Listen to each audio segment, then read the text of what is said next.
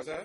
Hi, Eli. How are you doing today? I'm okay. This is actually a triumph of humans over technology day for me. Me too. I succeeded in getting my webcam for Bloggingheads off the wide angle setting, which is actually an enormous relief to me. Yes. Well, I've succeeded. I did not succeed in getting a headset, so when you see this, I'm talking to you on the phone. Oh, that's okay. That's fine. I thought of doing that, except that then my neck gets tired and my hand gets tired and stuff like that. So, actually, I'm sort of wondering. I'm actually one of the last remaining human beings who has not yet gotten a hands-free headset for my cell phone, just because it's too embarrassing to walk around looking like you're talking to yourself. I know, it's strange, isn't it? Yeah. It looks like the city is filled with crazy people. Yeah, but I think I have to get over that. Maybe. Yeah, I don't have one either. I think I should just get used to looking crazy, actually. Yeah, there's nothing wrong with that. Okay, so what are we going to talk about?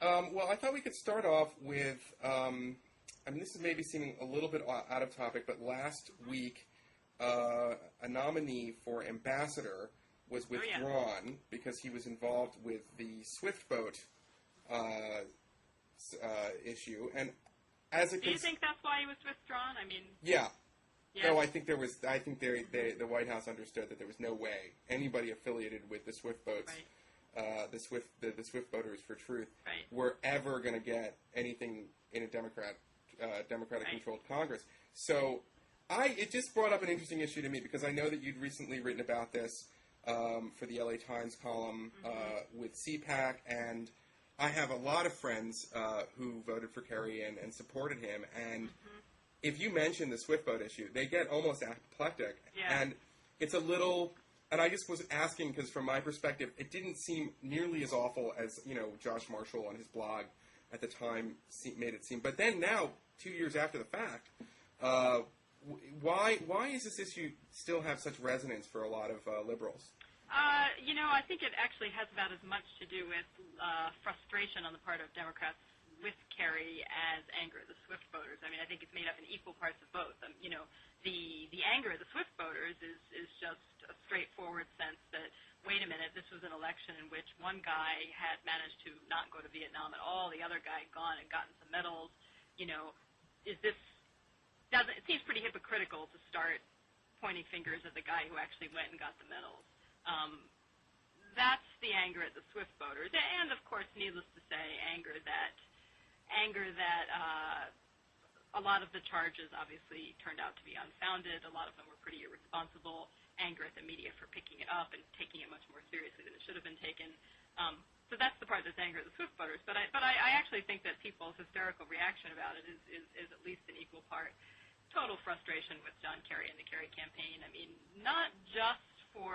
here's the standard line on this is, they should have taken it more seriously and fought back earlier. Right. In some ways, that to me has always seemed to be missing the point. I mean, to me, the thing that was deeply frustrating about John Kerry's campaign was that he wanted to disown a big part of his Vietnam and post-Vietnam self because it seemed like a political liability to him. Yeah. And I just thought that was really stupid because, first of all, it was there. People were going to talk about it. Second of all, it shouldn't have had to be a liability. He should have been able to say, look, I was young. I felt passionately about these things. I said some stupid things that hurt people that I bitterly regret. That said, I believe that I was doing the right thing. I still believe that there were real atrocities that were committed. We know that that's the fact. It's an uncomfortable reality. I'm sure I exaggerated, but it's also true that there were real issues. Everybody, that's hard to dispute at this point in time. And I really believe that I was doing something for our country. I believe that the war was wrong, et cetera, et cetera. That I think, and if he had then been able to say, but you know what, the bottom line here is that there were a lot of patriotic people who had very different views on the war. I did my best. Would I do exactly the same thing now? Probably not, but am I ashamed of what I did? No, I'm not. It just would have eliminated the issue. And it's, okay, now let's move on and talk about things today. Let's move on and talk about other things. And I think the fact that he could never do that he just didn't want to talk about it, that all he wanted to do was go off at the, convention and go, that was Commander a cringe-inducing. Yeah, it was just embarrassing. It was horrible. It was really depressing.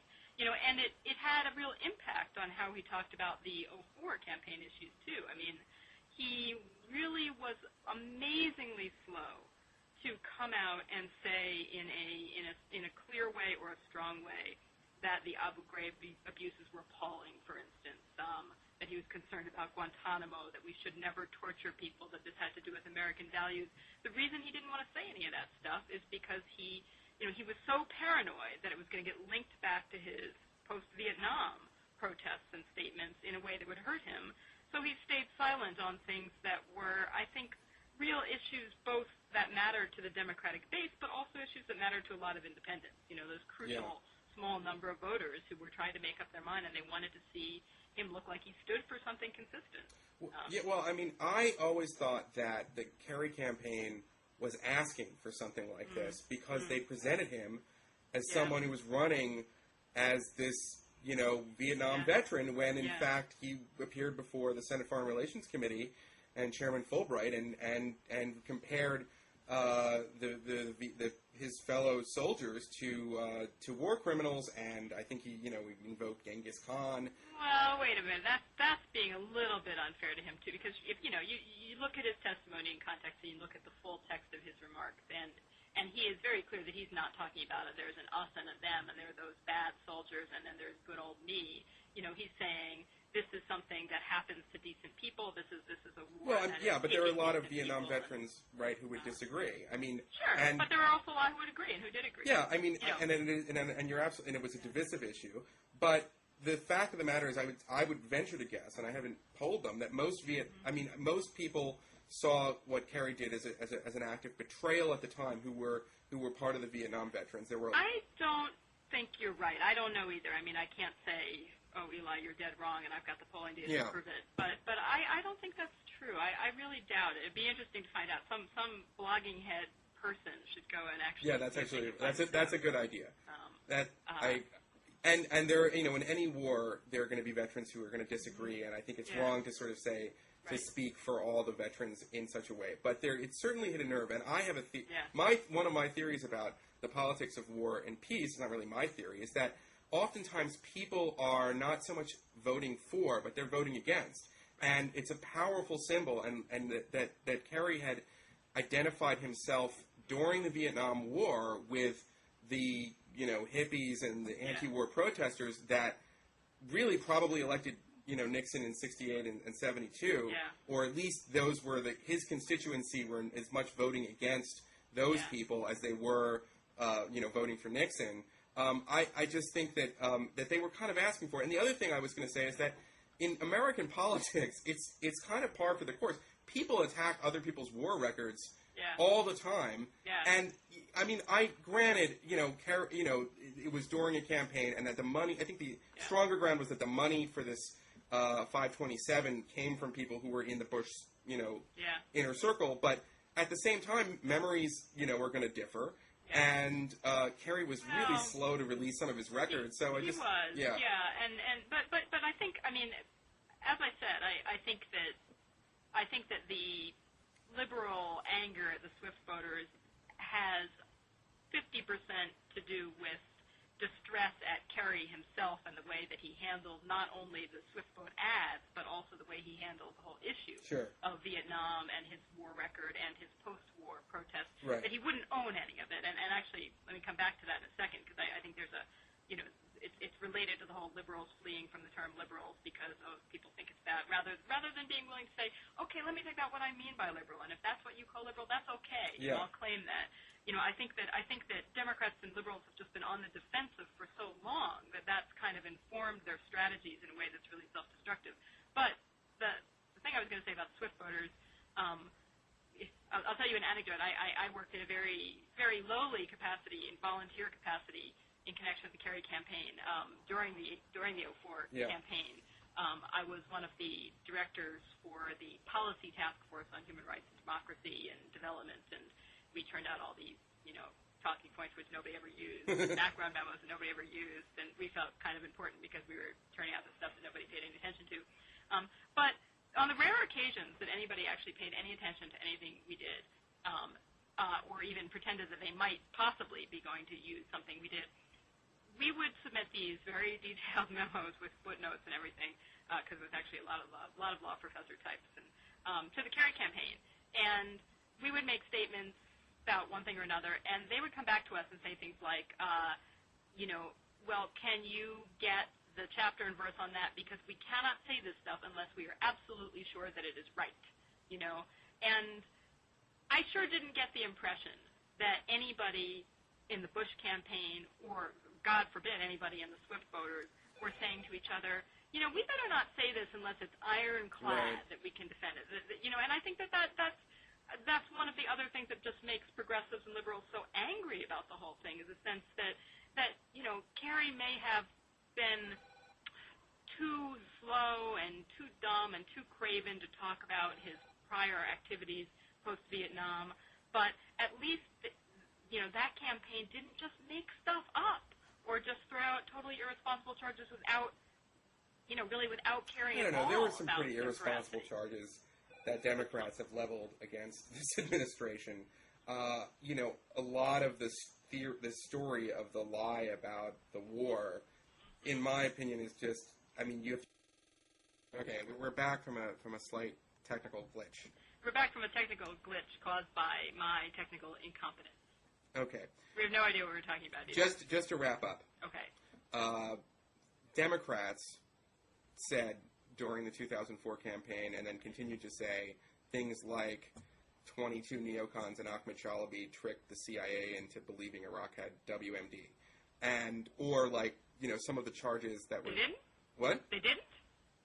No. Well, obviously. No, okay, anyway. And that's funny. Some of the charges leveled against John Bolton during his nomination hearing, like from this woman, Melanie Townsend, who said, he chased her around Kyrgyzstan with a stapler. And there were all kinds, to me, it's politics to a certain extent, which is that political speech from politicians, especially in a campaign, I believe you that a lot of these statements were sort of double-checked, but I bet some of that hesitation, Rosa, was due to the fact that at the time, probably the Kerry campaign assumed in 2004, Americans liked the idea that we were detaining and not affording, full rights to terrorists. And I think that was a form of political cowardice, because I think that even at the time, actually the polls are actually interesting at the time. They were all over the place in a way that made perfect sense, because it just depended on how you frame the question. Yeah. And to me, when you get a bunch of polls that the answers of which are all over the place depending on how you frame the question, the moral of that story is that whether you win or lose on the issue depends on how you frame the issue yourself. That doesn't mean stay away from it. It's a loser. It means, think about how you want to frame this. And the Lakoff. Yeah, well, yeah. Lakoff, whatever. But I don't think you need Lakoff to get this basic insight. That if Kerry had been able to come forward and say strongly, folks, we are not going to sacrifice our security, but we are also, we're not going to sacrifice our security by letting dangerous terrorists out, but we're also not going to sacrifice our security by betraying our basic values in a way that makes enemies throughout the world when we don't have to. And let me tell you what we can do. Let me tell you why this connects to our basic constitutional traditions. Let me tell you why we can keep ourselves secure and have a fair process at the same time. I think it was cowardice. You're right. It was an issue that actually Kerry could have turned to his advantage, I think. But I think there was such fear of anything that might ever be spun by anybody as soft on national security that they actually missed a real opportunity to hurt them. Yeah, I'm not Karl Rove, but coddling terrorists. Yeah. I'm not saying. I'm just saying that it's a fairly easy, and especially in 2004, more so than now. There was a sense that people had bought on to sort of the war on the abstraction of terrorism, and it was going to be different. They had accepted to a certain extent that we were fighting in the shadows, and I might add that after 9/11, people like Seymour Hersh were writing, well, I was wrong maybe all these years against extrajudicial assassinations and so forth. And this is a good segue into our next topic, which is Gitmo, Guantanamo. Right. So anyway. You know a lot about this, and you were going to sort of ask me a few questions. This is the thing that I was going to ask you. I raised this with Mark Schmidt. He didn't know the answer. Okay. So maybe you know the answer. Yes. One thing that has just always mystified me about some of the Gitmo stuff and so forth has been why? That we know that the vast majority of these guys, are just like Afghan Joe Schmoes, 21-year-olds who either were foot soldiers for the Taliban, or weren't even that, were informed on by their second cousin who had a grudge against them or whatever it may be. A lot of them. Yeah. A lot of them, yeah. And, we also know that even some of the guys who are a little bit worse than that, that the amount, it does become a question of, the economists call it the externalities, right? What are you gaining from holding them indefinitely with virtually no legal process versus what are you losing from holding them indefinitely with no legal process in terms of, pissing off other people in the rest of the world, reducing your credibility. And I just don't get it. It seems certainly at this point, I can understand, I have not that much sympathy, but I have some sympathy for the sort of post-9/11 panic, right? The sort of, oh my God, this could happen again. We have no idea what's going on. Just take off the gloves. But 2 years later, 3 years later, 4 years later, 5 years later, 5.5 years later, what on earth is going on? Why don't we just... First of all, I think I agree with you in that it would have been made a lot more sense given the fact that our intelligence in a lot of cases in getting these people on the battlefield was so awful that if we would have had the base in Bagram, or a theater where we were fighting, then it would be fairly easy to open the back door of the jail and let the innocent people go once we determined they were innocent, instead of shipping them to Cuba. So that's the first thing. So I think I would agree with you. As a conservative, I guess I would say I'm mystified that the administration didn't take the opportunity after 9/11 to have a discussion about how we were going to deal in this new war with ununiformed combatants, and have a discussion with the public. Have it out. It's not I don't necessarily have a doctrinaire view of it, but it's unforgivable in my estimation that this was done with legal memos written by the Pentagon's lawyers, the Justice Department, and the Vice President. I mean, no, this should have been a conversation. We're an adult society. It's our government, and they shouldn't have treated us like children and just said trust us when they were making significant changes to these to the procedure and rules in these cases. Though I would just say a caveat here: we also know that the kinds of techniques that have been criticized by so many civil libertarians, been practiced by the CIA and more importantly, allied intelligence services.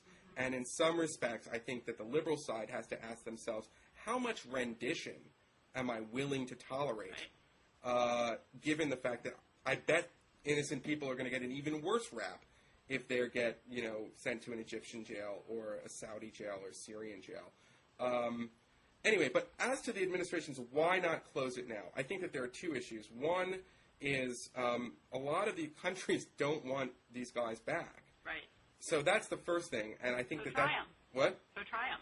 If they've committed a crime, try them. Right, and then it leads to the second problem, which is that in some cases you don't want to try people if you feel that you would have to present evidence that would reveal sources and methods. Now, as a journalist who covers national security, I hate that because they use it all the time, and I think that they often invoke this idea just as a way to sort of keep secrets for no good reason. However, I would say that even the Clinton administration in the 96 Counterterrorism and Effective Death Penalty Act introduced the idea of having secret evidence in immigration hearings. Yeah. Because there is probably a need when you're especially dealing with human sources overseas that you need to protect identities of people, and even letting people know what information that you have could be perilous for your assets. I don't think anybody disagrees with that, though. And I also think that contrary to a lot of the sort of mythologizing coming primarily from the Vice President's office on this stuff, that American federal courts already have a lot of tools to have ex parte and in-camera proceedings to keep some evidence from press to close. I don't think this should be framed as well, we have a choice between, everything comes out, including the names and addresses of our top secret covert agents in the field, versus, oh, well, I guess we just have to lock them up forever, even though they may either be innocent or maybe totally minor league players. There's plenty in between. We already have a lot of mechanisms, if necessary, for protecting secret national security evidence while at the same time satisfying basic fairness standards in federal courts. to the extent that the Bush administration thought that there was still anything missing, this was a Congress at that point, certainly, to which they could easily have gone and said, yeah, we've got these protections, but we're worried about these other situations. Could we get some legislation that makes some tweaks that would fully protect national security evidence? It's just weird. It just seems so weirdly bullheaded. It also seems to me, and here's a parallel potentially with the immigration stuff, and I think one of these days the Supreme Court is going to obviously have something to say about this. Or it's like civil commitments. That there are categories of people, not just suspected terrorists, where it's hard to get the information and where there may be security issues in terms of what the evidence is. But there are other categories of people, like people who've been civilly committed and immigration detainees, where their countries won't take them back or something. It just becomes a sort of basic due process dangerousness inquiry. And there should be some fair process for trying to figure out, is this person going to be doing any harm to anybody, and what are the infringements on that person's basic human rights of keeping them? What are frankly, the PR hit that we're going to take for keeping them?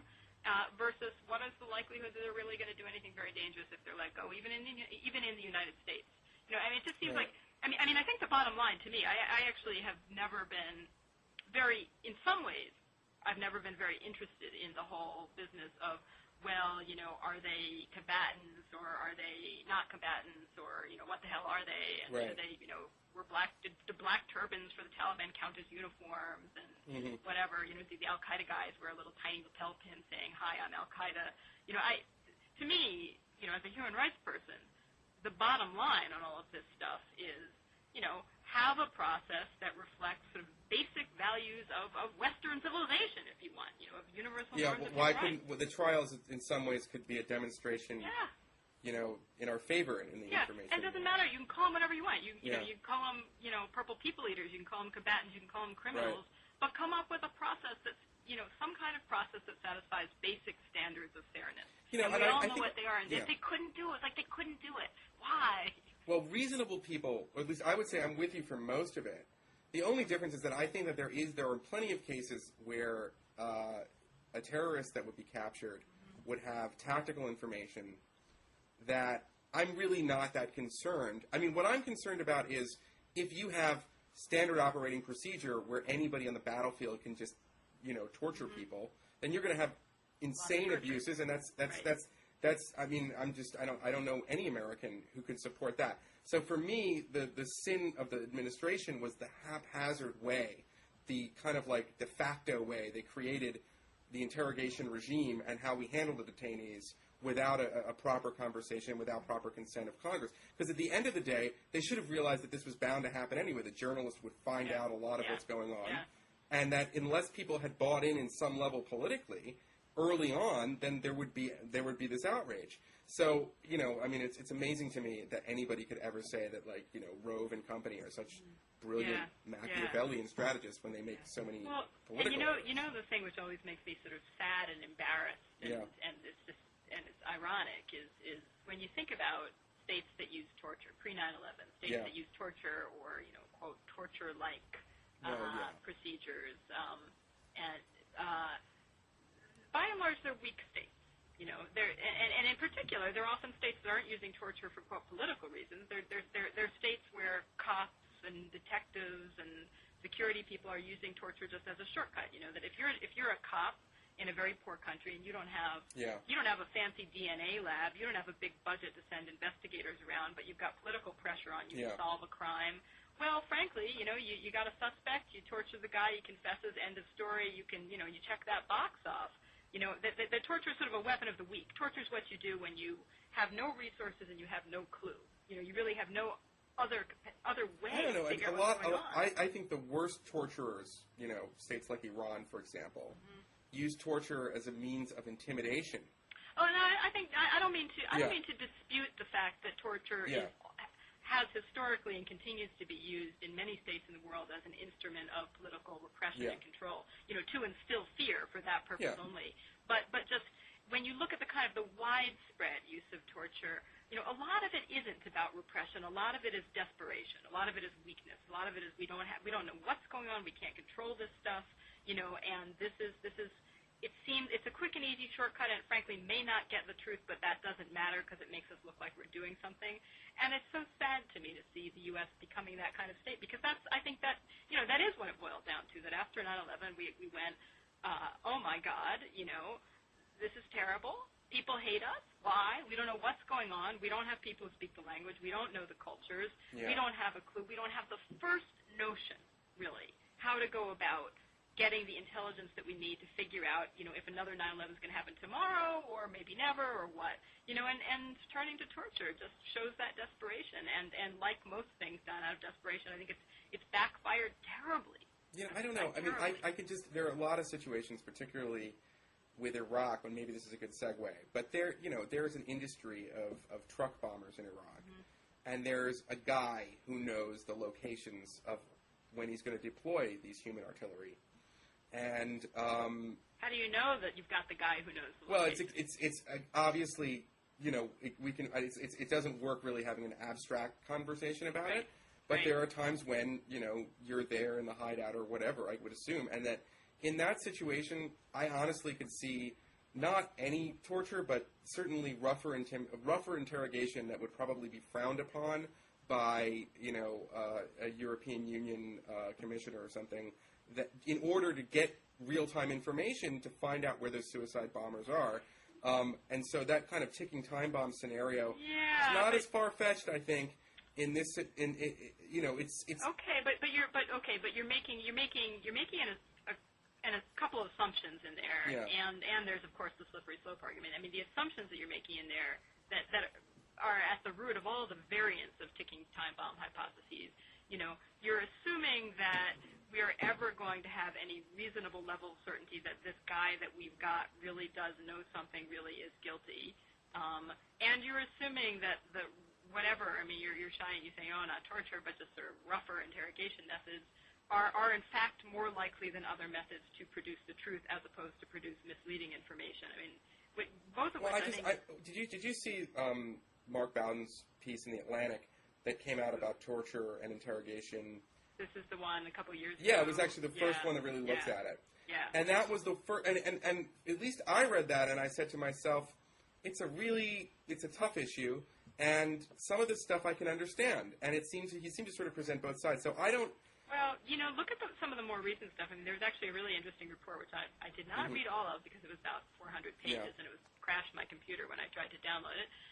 But the Intelligence Science Advisory Board, for instance, recently did, a huge report on, okay, what do we in fact know about what interrogation techniques are effective? Oh, I should read that, no evidence whatsoever that coercive interrogation techniques, harsh, alternative, whatever euphemism we want to use here, are in fact more effective than good old-fashioned, offer the guy a cigarette, ask him how his mom is doing, et cetera. There's just no evidence that it's effective, and there's a good deal of reason to believe that it's ineffective and that it backfires more often than not.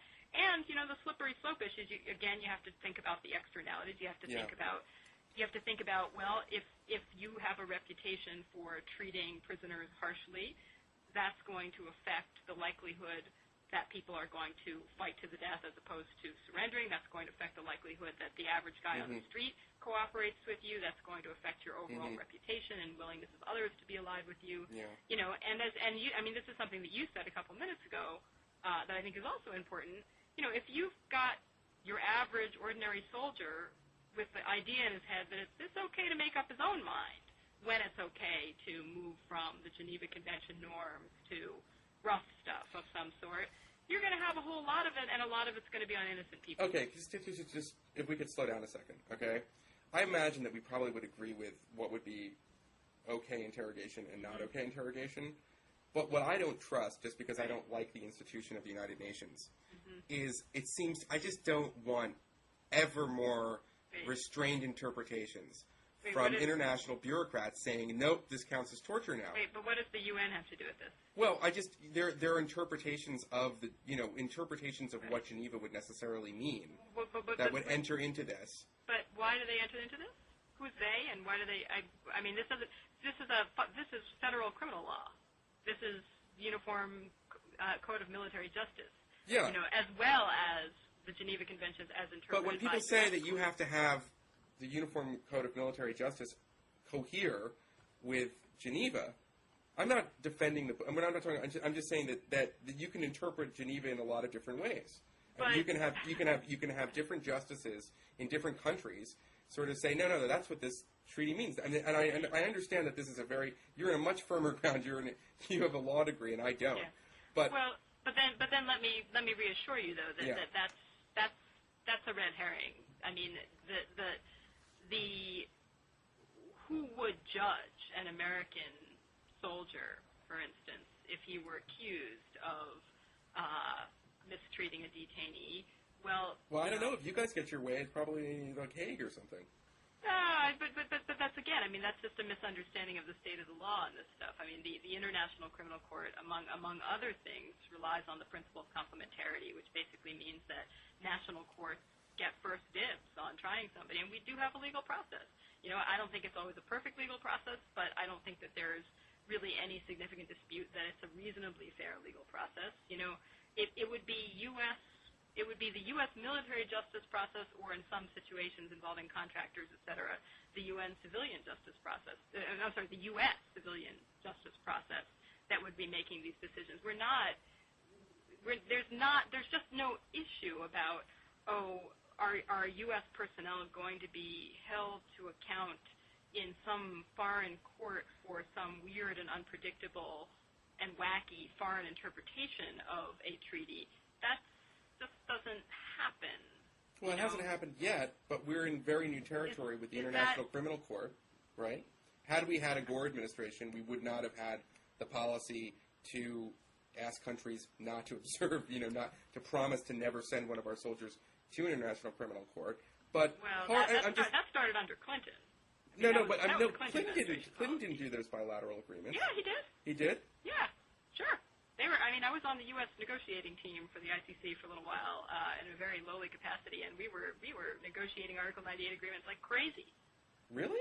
Not me personally, but I remember the Article 98 agreements were like a bunch of human rights groups were like, this is so terrible. Right. Why is the Bush administration? See? But when Clinton does it, it's fine. No, they were mad. Believe me, they were totally pissed off when Clinton was doing it too.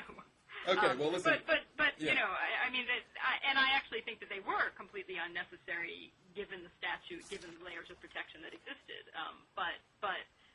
I think this is a different. Maybe we should have a whole Bloggingheads dialogue about. Yeah, and I'm probably the wrong guy because I don't really. I don't have a law degree. Because I think there's just a lot of misinformation out there, and one of the very funny things that used to happen when I was on that ITC delegation.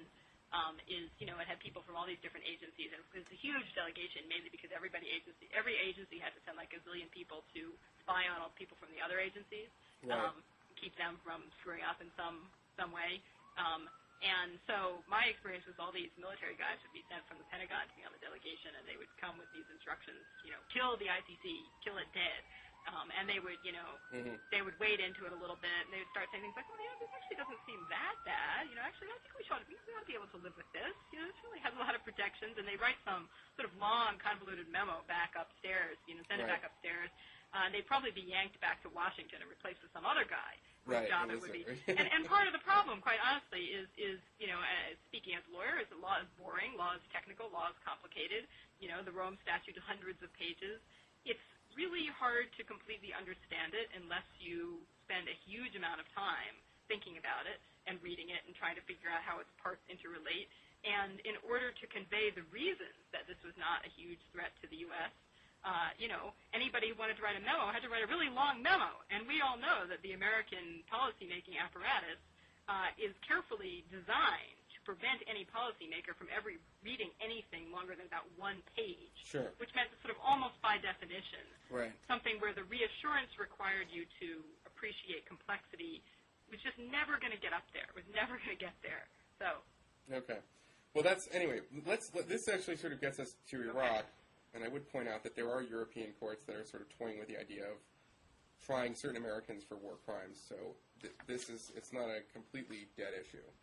Right. This is the Donald Don't Take Your Vacation in Germany edition. Yeah. Seriously. Anyway, it wasn't on the list. I just it's Who are you, Germany? Anyway.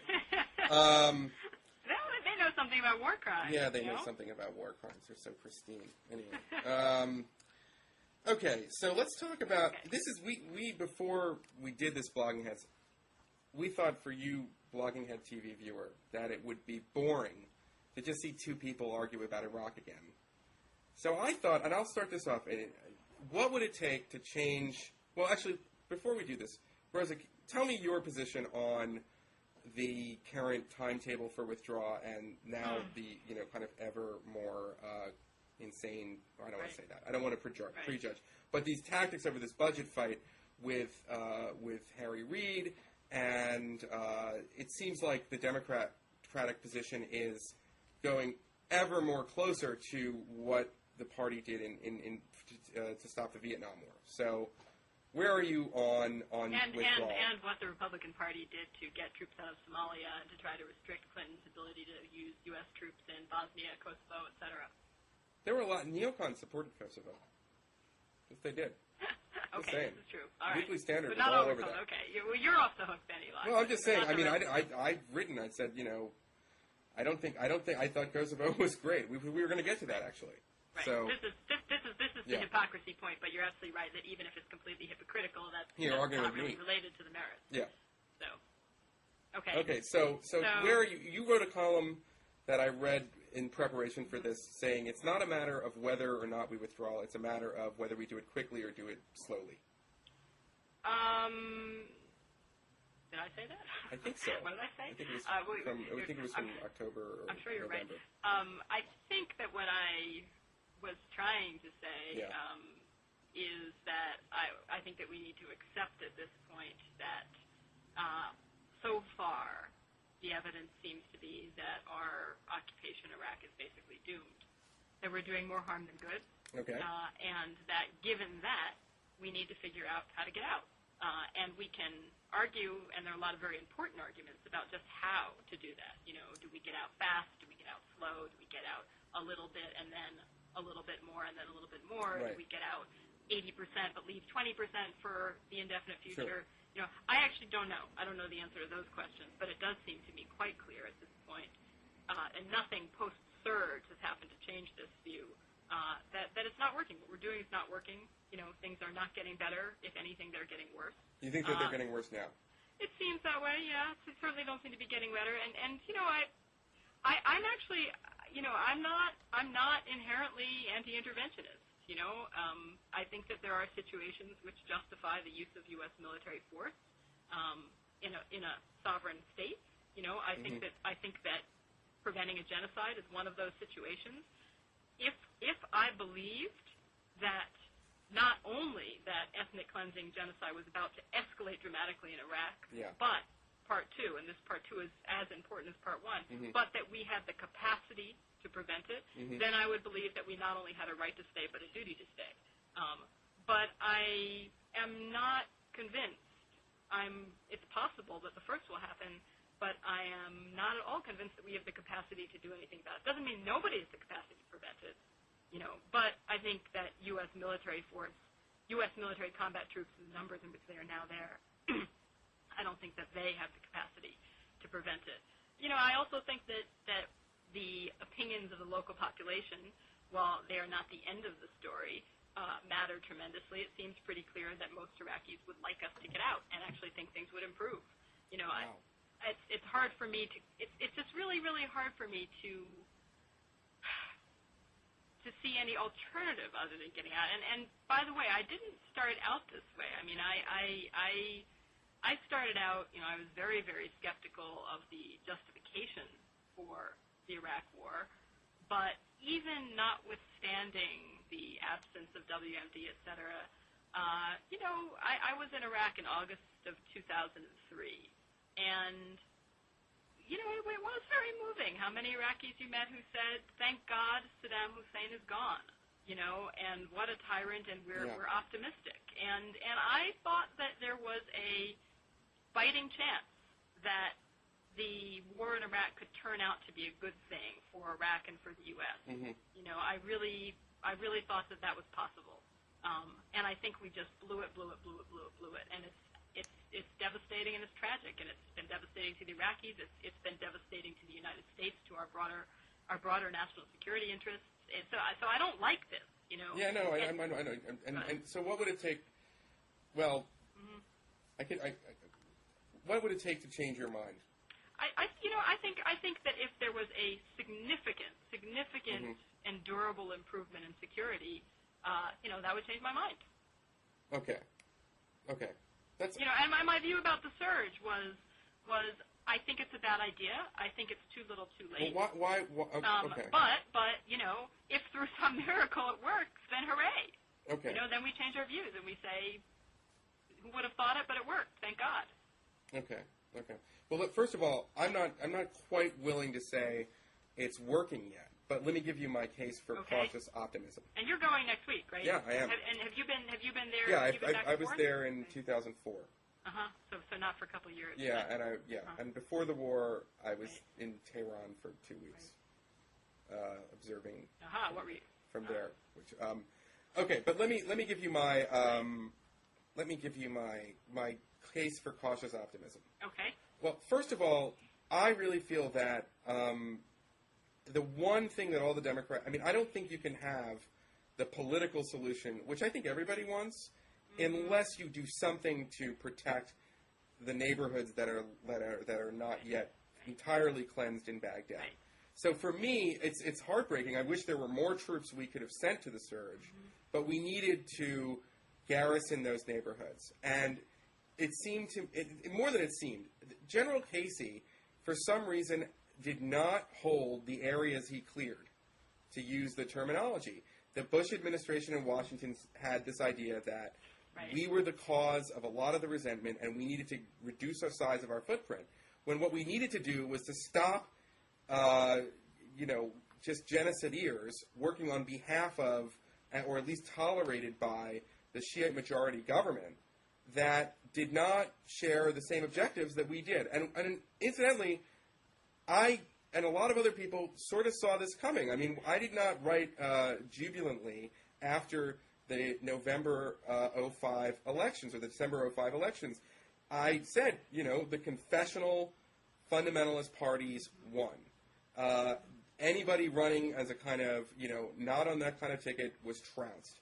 Right. And so, we should have sort of seen this coming. And the tragedy in some ways was that in every case these developments happened, and the administration was very slow to react. And in some way, Ambassador Khalilzad's gamble that Moqtada al-Sadr, if brought into the political process, would moderate, was proven incredibly wrong. Sadr, you turned the ministries under the Mahdi army's control into people would be rushed to hospitals under the Sadr-controlled health ministry, and they would then be killed if they weren't dead already. And this, to me, was just an impossibly awful state of affairs. Clearly, a sign of our failure. I had no problem in sort of admitting that, and that we needed to do something. And this strategy, in that it embedded our soldiers with Iraqi units and the presence, I would say I'm cautiously optimistic because Sadr is allegedly now in Tehran, and he hasn't shown his face in Baghdad, and that because I think that he's a pernicious figure, every week he's in Iran and not Iraq is degrading his nationalist credentials, and he certainly had a lot of them before. And the Mahdi army seems to have split, and for some reason, some people are saying that's not a good development. I think it's a wonderful development. If there's one segment of the Mahdi army that's willing to not, be irredentist in asking for total Shiite domination of Iraq, and is willing to negotiate and play ball and not kill our American soldiers, I'll take it.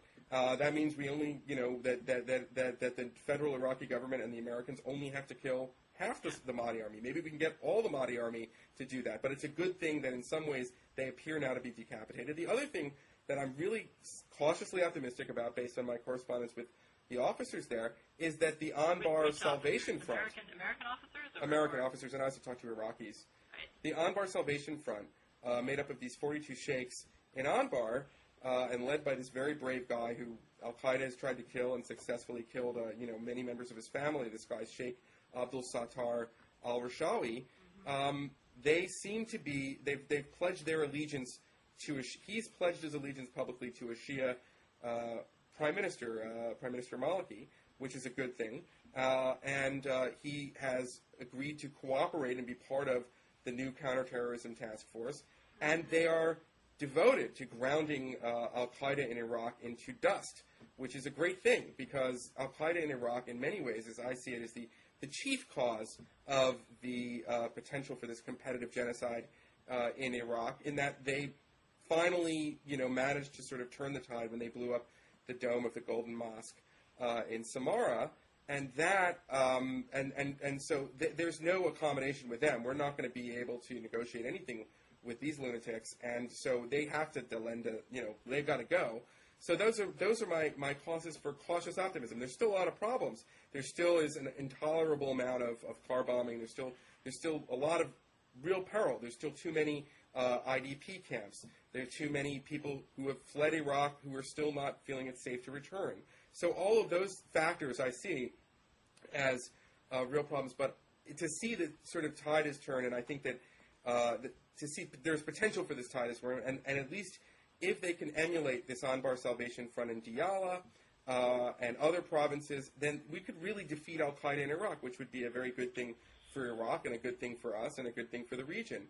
I hope you're right, but I suspect you're being overly optimistic. Okay, well, fair enough. But I'm saying that these things have, and Petraeus, I'm not just saying because Petraeus is talented. These are accomplishments from General Petraeus so far, and I just think that if you've got a strong group of Sunni Arabs in Iraq that are willing to fight al-Qaeda, that's a good thing. I mean, we've had other tribal sheikhs before, but nobody was also willing to renounce the sort of sectarian fighting, pledge that they're going to be that they're going to be part of an Iraqi government and accept that there would be a Shiite majority. Now, I would change my mind and say there's really nothing we can do if one of the following, and I had to sort of think about this, the following sorts of things happened. One, if the Iraqi parliament said, leave, we don't want you here, I would have to support us leaving. Two, if it turned out that, indeed, the new political sort of developments like the Anbar Salvation Front were then bought off by al-Qaeda, and that was combined with, sort of more setbacks, then I would sort of say, at that point, we'd have to really think about sort of just accepting, and then I would favor something like moving the troops for the most part to Kurdistan. And then, so that's the main thing. But I think if the parliament sort of succeeded in sort of saying you've got to go, but I don't see Iraqis asking us necessarily to leave right now, and I think that's some bad information. I think that they want us. I think a lot of Iraqis want us to protect them from these competitive genocidal forces. I mean, obviously it's very, very, very hard to get a handle on what the Iraqis want because the government is hardly entirely representative at the moment, and also because polling data. Well, how accurate is it? Frankly, so I'm basing this on the most recent polling data that there is. It could be wrong. I'm sure the Iraqis would like us to protect them, but equally it seems pretty clear that my sense from the data that we have, that a majority of them do not think that we can do so and think that at the moment we're making things worse. Here's something that I don't understand, though. I don't quite understand why the Bush administration is so terrified of the withdrawal date idea, other than just pride, because it seems to me well, Congress, it's an easy answer to that. But it seems to me that, surely everybody thinks that we don't want to stay there forever. It's expensive. Americans are getting killed, even aside from all of the other issues, right? And the date is a goal in the current formulation.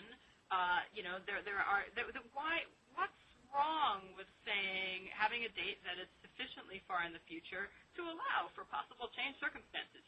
If things start looking great, if everybody in Iraq starts saying, wow, boy, that surge thing sure turned things around, please stay longer, we love it, this is super, hey, do we really think that Congress is going to say no? Well, at this point, I really don't know. I think Congress, or the leaders of Congress and the Democratic Party have really lost their minds, but, I don't think so. I don't think they've lost their minds at all. I mean, I think that there's an intense frustration both on their part and the part of most Americans with the administration's sort of weird, just let's just throw more troops in with no obvious real difference other than that, with no fallback plan. I think there's a lot of frustration. I think that they're acting on that. I do think, and here's something that I have been concerned by, that some of the rhetoric at times from some of the Democrats has been a little bit disturbingly, we just wash our hands of this stuff. Just this is not our problem. Well, I mean, I don't see how Biden. I mean, some Democrats I don't particularly care about, but right. I like Joe Biden. I want to like Joe Biden. And he's said a lot of things in the past that I really agree with. I mean, I saw the Kosovo Democrats as fairly close to the neoconservatives, but for Biden to think that he's going to get his federalism plan in this environment, if we had not gone in there and had, began to try to protect these neighborhoods, you think that people were going to reach political settlement? They were going to just say, great, okay, let's fight the war. And I think that that's very dangerous, because we both know that in these kind of confessional, ethnic, awful civil wars, that's not like the referendum of the people. Most people don't want to live into that circumstance. That is, that's basically just empowering the most violent extremists on either side.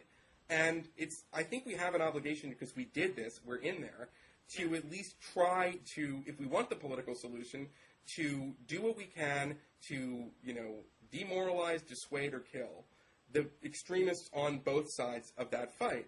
And the other thing that I think that frustrates me is that, Iraq's neighbors seem to have shown no real interest. I mean, maybe now they're coming around saying this could spread, it's a really bad thing, but let's not hold them harmless, particularly the Iranians, who have a tremendous amount of influence in Iraq.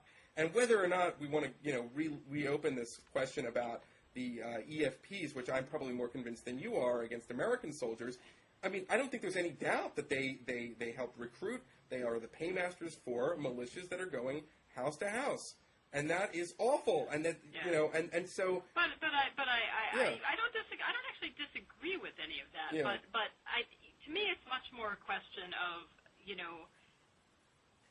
the U.S. has duties to the Iraqi people, no question about it. But those duties have to be discussed in the context of our capacities as well. Yeah, fair enough. And I think I get very disturbed when some Democrats act as if we don't have any duty to the Iraqi people, and just stop bothering us, go fight your own civil war, we don't care, leave us alone. Mm-hmm. I think that's totally wrong-headed and irresponsible. But I also get very disturbed when you get a rhetoric coming from neocons and from the right saying, oh, but we have an obligation to the Iraqi people, which is totally divorced from any realistic awareness of what we can do and what we can't do.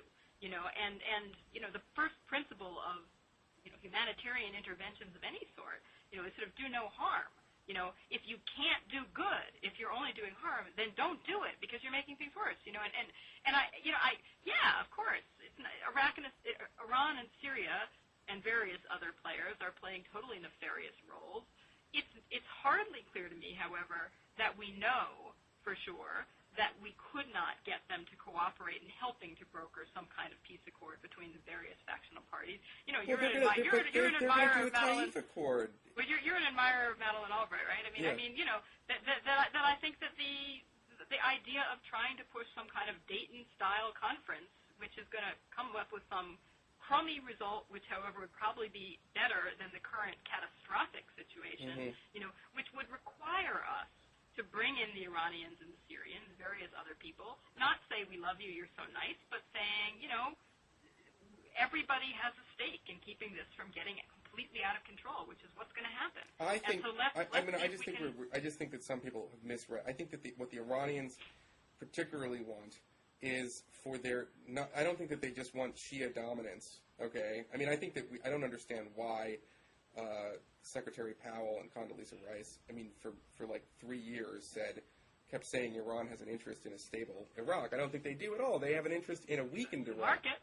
Yeah, and a perpetually fighting Iraq, where they're the indispensable cop, the way that Syria was in Lebanon in the 1980s. They want in the 1990s. They want a Taif Accords, where they're going to be the de facto masters of Iraq, and they're the only people who can keep peace. And that's why that's why I've reported, and it's not surprising that they play multiple sides in the war because they're scumbags. And well, speaking of which, yes, okay, might be a good moment to segue into another thing we're going to talk about, which is the British sailors. Yeah, yes. I do want to get to Madeline though. We can do Iranian. Yeah, okay, we can, and then we can get into Madeline. The Iranian sailors. Yeah, they're just, what is it with? Maybe this is my question to you. Okay, why is it? What is it with people with whom the U.S. is probably about to go to war that makes them long to bring that upon themselves and hasten that? No, that was not my question. And by the way, we're not really gonna. I mean, we're already kind of in a pseudo war with them. But is that reassuring or? Well, we're not like going to invade them. No one's going to. No one. Who calls for invading Iran? No, we don't have any troops. Right, exactly. So no one's going to invade anybody. So what are we talking about? We might bomb them. What? We might bomb them. Yeah, if we feel that they're very close to building a nuke, and they've ignored however many UN Security Council resolutions, and it would be similar to Desert Fox. But that's. Oh, you're an optimist, Eli. Well, okay. Touching. I'm just saying. My question is, why is it that no matter what the Iranians do, there is a certain group of people who are guaranteed to say, we are really close to a deal if only we just spoke nicely to them. If only we offered them the correct tea and napkin service. In the current situation, it's non-falsifiable. I mean, because we haven't tried, we'll never know. Yes, we have tried. We've absolutely tried. Zalmay Khalilzad has had numerous contacts with the Iranians. We brought in their opposition before the war. That they trained, the Revolutionary Guard trained. We said, yeah, we're going to bring them in. They're part of the new government. We've done all kinds of things with them. I mean, it's always done the other way. Like, well, we had an opportunity. They helped us in Afghanistan. But nonetheless, they are a revolutionary, lunatic government that wants to they hate America, they hate the West, they see themselves very much. And furthermore, and this is a key point that I think a lot of the Iran doves missed, and always miss, is that our interlocutors, when you were in the Clinton administration and then the beginning of the Bush administration, were Khatami's reformers. And a lot of Khatami's reformers, most of them in fact, were purged deliberately. Maybe not because ostensibly they said because they were talking to us, but also because they were a threat to the clerical theocracy that most Iranians hated. And so instead of, resolving it politically, the reform experiment didn't work. And it's not our fault. It's not because someone gave an access of evil speech. It's because the scumbags that hold the real sort of violent pillars of the states decided to just purge them. Some of them they put on trial. Some of them they tortured in secret jails. And they were very close to Khatami. Those were our interlocutors, and we sort of lacked them. So the old argument, Iran's changing, there's both sides, which node of power, blah, blah, blah, blah, blah. Now the people in charge are, either the Rafsanjani lunatics or the, IRGC lunatics, or the Ahmadinejad lunatics. So my question is, why is it that no matter what they do, there's always someone who will say, we're so close. I just spoke to Javad Zarif, he told me, I have no answer to that question. Sorry. I have no answer to that question. And I'm not going to dispute with you that the Iranian government is full of very unlovable people. And certainly I think that the business over the British sailors is an illustration of, that people are not rational actors, among other things. Yeah, they're pirates. Well, it's I don't care if they're pirates or not, but speaking rationally about it, right? If I were a state that was seriously threatened by a combination of UN sanctions, UN-imposed sanctions, other regional sanctions, bilateral sanctions, and the very real possibility of a military strike by the U.S. and/or Israel, I would decide it was not really a good moment to go picking a completely unnecessary fight. Yeah. It's stupid. Good point. Why? Why would you do it? Yeah. Why would it doesn't make any sense, rationally speaking. Yeah. Unless concerns about muscle flexing and internal factional politics are trumping. No, I think it's because they think they're winning. They think that they just think they're weak. I don't think that. No, I mean, I think that as you said, there are a lot of different thems. So, yeah, fair enough. And that's part of the problem. Right. And part of the problem in CIA's sort of the first agency to say this is that we have very little idea what's going on behind the scenes. True. Who's got the upper hand, who's really behind which pieces of this, who's pushing, who's pulling, who's saying calm down, slow down, who's saying, I don't care if we all go up in flames, then we'll have eternal glory for going up in flames. We're going to take them down with us. I mean, we don't know what's going on, and that's very, very scary. To me, though, the engage with Iran argument is not premised on either some notion that we'll go and sing Kumbaya with them and they'll all learn to love us and they'll say, gee, never mind about that Islamic extremism stuff, and never mind about nuclear weapons, nor is it premised on the idea that, yes, they're nasty and loathsome, but we just have to accept that we have to deal with nasty and loathsome people, and that's the end of the story. I mean, I think that you can have engagement that is premised on, they're nasty and loathsome in some ways, but they're not necessarily homogeneous. There may be some levers there, and one of the crucial ways to find out is you keep talking. You keep talking, you talk, and you talk, and you talk, and it may never get you anywhere, but part of it, the process is partly an end in itself because it gives you some insight into what the hell they're thinking. Who are the players, who contradicts whom, who sits, who stands, and we're I mean, to me... Don't you think Javier Solana shares his notes? I don't think it's a substitute. I mean, we've also been fairly generous. We've even accepted, okay, you have a right to nuclear power. Right. We'll build it for you. I mean, to me, this is just an intelligence issue. That it really is independent of some specific outcome of direct engagement with Iran. It's just an intelligence tool.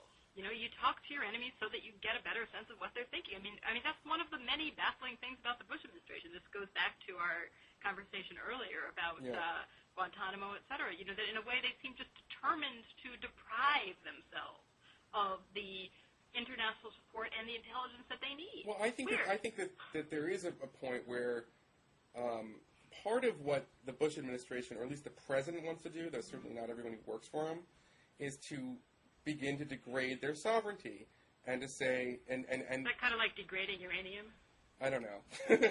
But one of the things that when and this is a good segue into Secretary Albright, but when Madeleine Albright went to North Korea, Wendy Sherman explained to all of us, and that one of the parameters of the deal was, please stop selling long-range and medium-range missile technology to bad people. And in exchange, we will do things like, through the Quito Accords and so forth, we'll give you fuel, and we'll help this, rickety regime stay in power. Because that's the one thing that they have that we can help them. And in the process, if it worked, it would have been great. If process we stopped them from getting a nuke, we stopped them from, developing long-range missiles and selling it to other people, I mean, that would have been great. But part of the deal that always ends up happening is that in states, especially like in the Islamic Republic of Iran, one of the things that they would want from us is to sort of accept them and do things to help them survive as a regime. And I think that it's fair to say, at least I feel, that to sort of use an insight from Danny Postel, who just wrote a book on the Iranian opposition and the left in America, there is a legitimation crisis, as Habermas said, in Iran right now. The Islamic Revolution... You're good, Eli. Well, they failed. They have failed. Okay, most Iranians want an open society. They want, what we have. Right. And I don't want to help them at all. In fact, I want to push them over the cliff with nonviolence, by the way. I'm not trained. I don't want to arm the PKK. I'm not about that. I don't want Iranian Contras. Not for me. But this kind of gets me into this. I thought, this is going to sound nuts, okay? Because there's a lot about what Madeleine Albright does that I don't like. Okay, I didn't like her chasing after Arafat and so forth. But you liked her brooches? I liked her brooches with the UN when she had the snake for Saddam. But if we could figure out a Serbia solution for Iran, which is, don't put an American flag on it. I don't care where it comes from. Make the Costa Ricans in charge, but give the people who are in the democracy movement in Iran the kind of help and the way that they can accept it. And then just, use your diplomacy in such a manner that will advantage them. If they say, now's not the time to enter into negotiations with the Iranians, then don't do it. But maybe they'll say, now's the time, really, decrease the pressure, and it's good for us if you do that. And over time, I think that that's a winner, because nobody wants. I mean, I was only around for 2 weeks, but I really, honestly, I didn't find anybody. People were openly flouting. Teenagers were openly they were smoking weed. They were listening to rock and roll. It seemed like it seemed a little bit like New Jersey. Right. Well, okay. Yeah. So one note of caution in the context of basically agreeing with you. The note of caution, and somewhere in there you said, and then let's rely on them to tell us if this is a good time for negotiation, should we wait, et cetera. Yeah, okay, fair. I see where the problem is they are like New Jersey, and if you ask people in New Jersey on any given question, you'd get 6,000 different answers. That if you wanted to fund the Democratic opposition in New Jersey, God, somebody should live like New Jersey. Well, then let's get smart people who do this for a living. So I mean, that's just a note of caution that I think a mistake that we very frequently make, again, out of ignorance, is underestimating the complexity, overestimating the homogeneity of any group of people we're dealing with, and then we'll have some articulate and plausible-seeming person or group will come to us and say, well, here's the way it really is, and we'll go, aha, and rely on them to the exclusion of other sources and end up getting screwed. But, Jim O'Brien, who I think is really one of these underrated guys. I like Jim O'Brien a lot. He's a great guy. Tremendously impressive But guy. he studied, the contours of the Serbian opposition, and he figured out that Otpor was really where it was at. And these old guys that we've been supporting for 6 years, they were never going to win anything.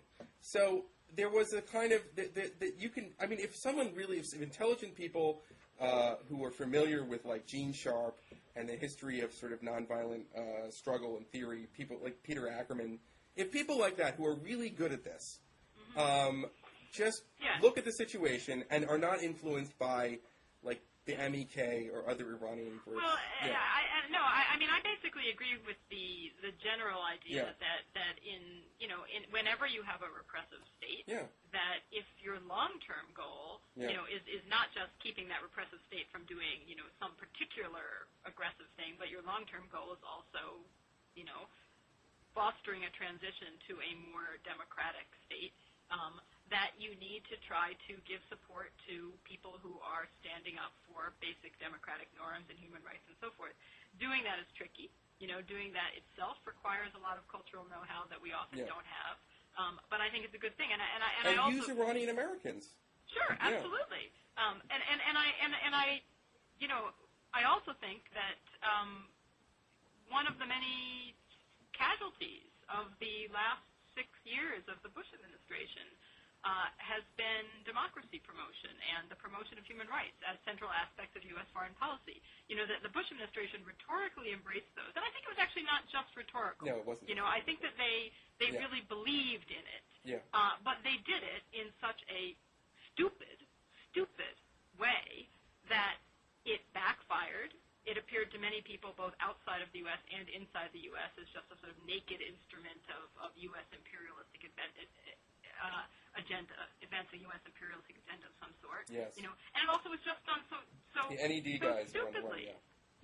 It was done in the kind of most dim-witted way with the least amount of interest in actually understanding things like that the groups you're dealing with are not homogeneous, that there are lots of different dissenters, that some of them have greater credibility than others, that they're working for different things, that they have their own agendas, and that's a tragedy. It's a tragedy because, it seems to me, I mean, from the perspective of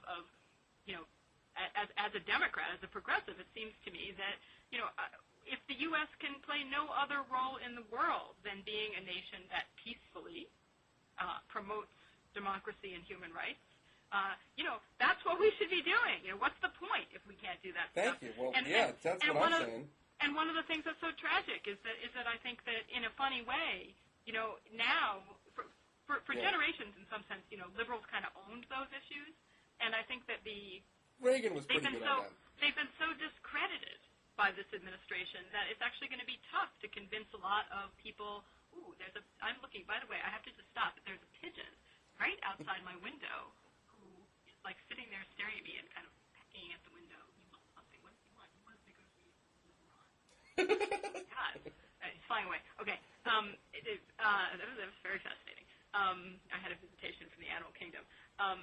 But anyway, I foresee a problem for a Democratic president if if a Democratic president should come in the next election, in trying to sell to Congress and the American people the idea that promoting democracy and human rights ought to be part of our foreign policy because it's been so badly discredited. And I think that's a shame. I think that Democrats need to.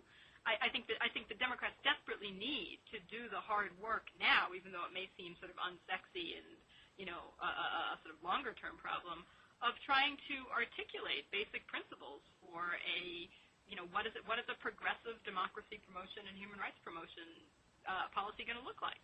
Because it's really important, and I would hate to see that go. Can I tell you what the problem is? Yes.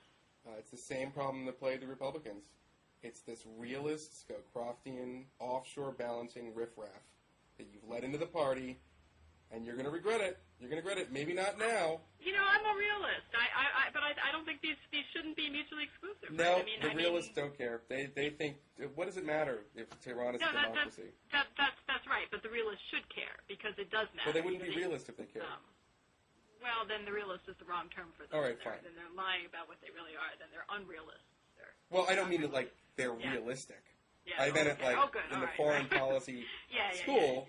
I'm just saying that, you've opened your arms to all these disgruntled Bush 1 types because they say bad things about the neoconservatives, and it gets you guys going. Yeah. No, that's right. But know what I know, that's right. that and sooner or later, you're just going to be a huge clash. And I'm going to be on your side when you clash because I don't like those people. And you'll be welcome, Eli. We I don't know. always have room for you in our tent. I grew up very left-wing.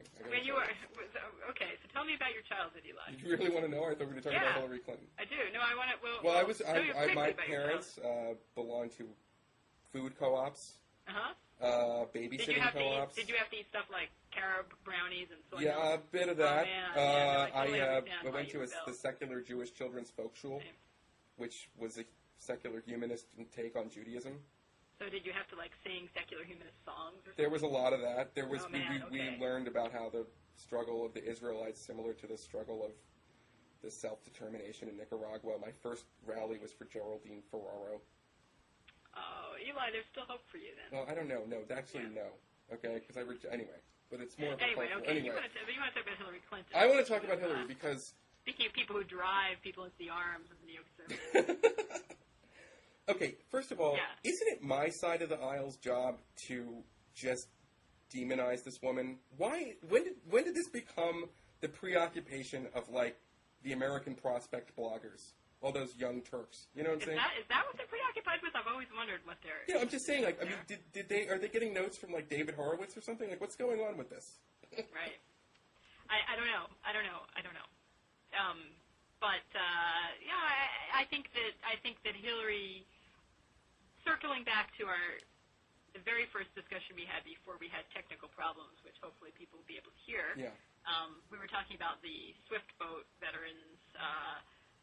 In the Kerry campaign, and why progressives and Democrats get so angry at the Swiftboaters, and I was saying that I think that partly because liberals rightly felt that the claims and charges by the Swiftboaters were irresponsible and unfair and hypocritical, but it's also in equal parts because liberals were very upset at the Kerry campaign, Kerry for disowning his own past, for not saying very honestly, look, here's what I said, here's what I still agree with, here's what I regret, now let's move on. Right. And I think that people have that's the same reason people don't like Hillary.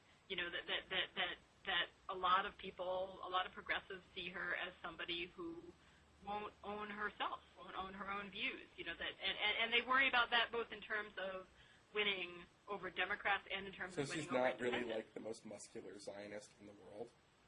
Are you telling me the truth? Gotta hope not. You're crushing me here. Sorry. Nobody knows. I mean, I think that I think Hillary Clinton is obviously smart. She's obviously very capable. Right. I don't doubt at all that there is an inner Hillary that is a good person and a compassionate person and a smart person and a dedicated person. But it's very, very hard to see that Hillary. And that makes people very, very uneasy, I think. It makes them uneasy both because it becomes hard to really know what she thinks and what she's going to do, and it makes them uneasy precisely because I think people do fear some kind of repeat of the Kerry stuff, where you lose not because you once said something that outraged some people, but you lose because you start trying to deny it or change the subject rather than saying, look, here's what I said, here's what I meant, and I still think that, and here's why, and I shouldn't have said it, that was a stupid thing to say, sorry, one or the other, but just, be who you are, and if you change your mind, tell us why, but don't just, I think that's what people find so tough about her. It's what I find a little tough about her. I would love to support, a great woman, great liberal woman candidate for president, and I just have a really, if she is the candidate, I will support her, but I have a tough time. Because Obama's the Messiah, that's the other thing. So okay, I saw that the last dialogue, by the way, on that. Because according to Garon's Frankie Ruta, the reason why Hillary's facing such a tough time is because women really support her, but men are freaked out, basically. I mean, I'm summarizing. I'm not even doing a really good job summarizing. Yeah. But I have to say that when I wrote about her in her first campaign for The Forward, the Jewish newspaper, and I wrote this story about how she was fundraising with in the home of like Hani al-Masri, who was a big funder of Arafat, and it was a good New York story. But then I sort of, after I wrote that and then seeing her progress, she's been to the right of Bush on the Israel-Palestine issue. I mean, she calls the suicide bombing industry, she accuses them of being child abuse. She says, just calls it child abuse, which is, and she's just very morally clear on this stuff. And maybe it's overcompensation for Suha, but she said it enough that I started thinking, and she was always like really tough on the war. And Michael Crowley in the New Republic in this issue has a piece on how she's actually really a hawk deep down. And I would not have voted for her because she's also a socialist, but she's not. If only, come on. I mean, right. Who the hell knows? But I thought she would have been all right on the war. I forgot what I was going to say. Anyway, go on. No, what I'm saying is that she did it enough, and she's really, she is a smart, competent politician. Okay, I remember what I was going to say. Okay, say it. I'm sorry.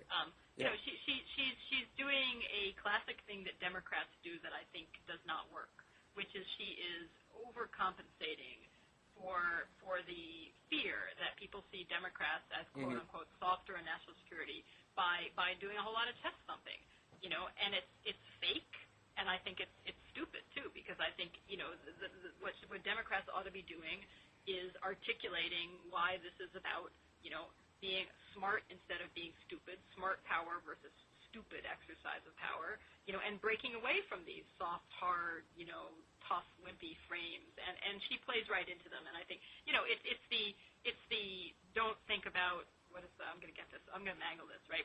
Don't think about a white elephant, right? And then you can't help thinking about it. And whenever you see Hillary Clinton saying, "I'm so tough, I am just so tough," all you can think of is, it's well, not anymore. She said she's going to end the war. Right. Well, yeah. I thought when Code Pink started protesting her and stuff, that it was really good for her. And I thought actually, if I was Barack Obama, I would call up their people and figure out a way to get Code Pink to protest him. I mean, because I think that the further the Democrats can cleave themselves from sort of the extreme of the anti-war movement that is very much in the kind of activism style. But here's, aside from just generically being the Messiah, which I do need to keep reminding people of, Obama has the virtue of having been consistent and having made sense from the beginning. Being very clear, saying, I'm not anti-war. There are times when wars are justified. This isn't one of those times, and here's why, and just laying it out in a very straightforward way, and being perfectly willing, saying, and here are the things that would have changed my mind, but this didn't happen, and here's why, here's why I feel the way I do. Yeah. And Hillary, it just, her credibility is low, and I don't know. I haven't read Garance's article. You should. It's a good one. I haven't followed. But then she gets seriously. She's right. Everybody's disagreeing with her. You know what I mean? Right. Yeah. Well, that's the thing. I certainly is not. My instinct is that Hillary is not in the end going to necessarily be the biggest draw for women voters. It's going to be the Messiah, Obama. Yeah, it's going to be the Messiah. How close is he still? He's still really close with Samantha Power. As far as I know, but I'm not in the inner circle. I can't imagine Samantha Power, and I saw her write this when she said She's trying to come up with the position. But I think if you're Samantha Power, if you're part of that school, you just can't abandon Baghdad right now. Oh, I don't think but I think that's unfair to Samantha's argument. I don't think I think she's making the same argument I was making a little while ago. It's not about abandoning Baghdad. It's about distinguishing between, what you ought to do in a perfect world and what you can do. Right. And recognizing when your capacity just isn't there, coming up with a backup plan. Okay. I think it's consistent. You know what? I actually am going to have to go because I have 2 little children waiting at home and I have to get out of here and get on a train and go and give them dinner and put them to bed and stuff like that. Okay, and I've got to file a story. Okay, and you've got to go to Baghdad. And I've got to go to Baghdad. Yeah. So, well, be safe, Eli. This was good doing it with you. It was a lot of fun. And be very careful. Keep your head down. Thank you. Okay. Talk to you soon. Okay, bye-bye. Bye.